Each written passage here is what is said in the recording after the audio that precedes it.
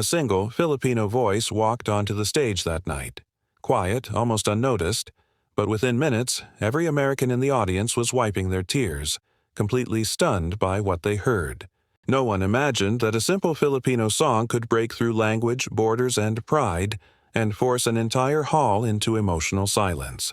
But that night, something happened that no one was prepared for. They came expecting an ordinary performance. What they got was history.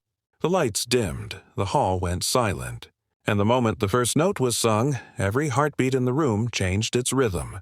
Nobody understood the Filipino lyrics at first, but they felt something. Pain, love, longing, loss, so raw that their spirit reacted before their mind could translate anything. One man in the front row opened his mouth slightly, confused by his own reaction. A woman near the aisle pressed her hand against her chest. The judge in the center, famous for never showing emotion, blinked rapidly, trying to hold something back. But before we reach the moment everyone cried, let's go back to the beginning. Because the story behind that Filipino song is even more emotional than the performance itself. The singer's name was Lyra Ramos, a 22-year-old Filipina from a small coastal town in Quezon Province. She grew up in a bamboo house with a mother who washed clothes for a living and a father who spent his days at sea as a fisherman. They were poor but full of love. Every night Lyra's father sang a lullaby, soft, ancient, and purely Filipino. A song passed down for generations, never written anywhere, never recorded. A song only their family knew. When Lyra was 14, her father went out to catch fish as usual, but a storm hit unexpectedly. He never came home. The lullaby was the last thing he ever sang to her. For years, Lyra refused to sing that song. It reminded her too much of him.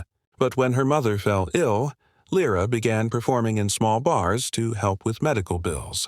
Her voice stood out, raw and painfully emotional. Until one day, an American documentary group visiting Manila filmed her performing casually at a pier. The video exploded online. An invitation soon followed. An international stage in America, a stage known for changing lives. But Lyra didn't travel alone. She brought something else with her. Her father's lullaby. The night she performed, she didn't have fancy clothes or expensive makeup. She wore a simple white dress her mother stitched by hand.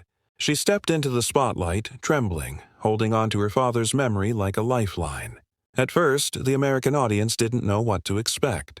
Some even whispered among themselves, unsure why a Filipino girl singing a song in a language they didn't speak was scheduled for the prime slot of the night. Then she opened her mouth. Her voice didn't explode outward. It gently swallowed the room. Soft, fragile, trembling, but full. A voice that carried years of loss, poverty, hope, and every emotion she had kept inside since her father died. The song began with only a whisper of melody, a rising tide of notes shaped by seashell memories and wind-carried grief. Every lyric described a father calling his child home. Every line was a promise of protection.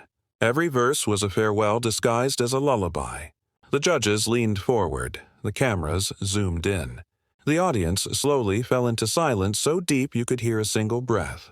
A grandmother from Texas began crying first. She didn't understand Tagalog, but she understood pain. Then a young soldier wiped his eyes. Then a teenage girl sniffed. Then a couple held hands as tears streamed down their faces. Within minutes, row after row was crying. And then the most shocking moment happened. Lyra reached the bridge of the song, the part her father always sang with a trembling voice. She held the note, closed her eyes, and whispered one final line her father never got to finish on the night he disappeared. Her voice cracked, and the entire hall broke. A man who bragged earlier that he never cries at anything pulled out a napkin. A hardened music critic turned his head away, ashamed of his tears. Even the cameraman recording the performance shook slightly, his lens fogging up from his own emotion. By the last note, no one clapped. Not because they didn't want to, but because they were emotionally frozen. Then the applause erupted, like a wave that had been held back too long. Some stood, some sobbed, some shouted her name. The judges couldn't speak for several seconds. One judge simply said, "Even without understanding a single word, your song understood us." The clip went viral worldwide, 200 million views in the first week. Americans searched endlessly for the translation. Reaction videos poured in from every corner of the world. Filipino communities everywhere were celebrating. But the real twist came days later.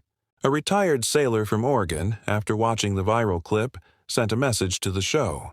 He said the lullaby reminded him of a Filipino fisherman he once worked with decades ago. The man claimed he remembered the fisherman singing the same melody during storms to calm himself and his crew. The fisherman's name? Arturo Ramos, Lyra's father. The American audience wasn't just crying because of the emotion of the song. They were crying because of the power behind it. A father's message carried across seas, storms, and generations.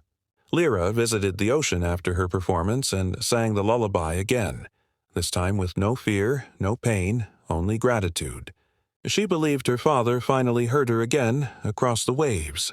That song didn't just make an audience cry. It connected strangers. It revived memories. It crossed cultures. It brought a lost father home. And today, millions still replay that performance whenever they need healing, hope, or a reminder that music, especially Filipino music, can reach places words never will. If you've followed this story all the way to this moment, thank you. And if you want more powerful, emotional, and unbelievable true stories like this, make sure you subscribe so you never miss the next one.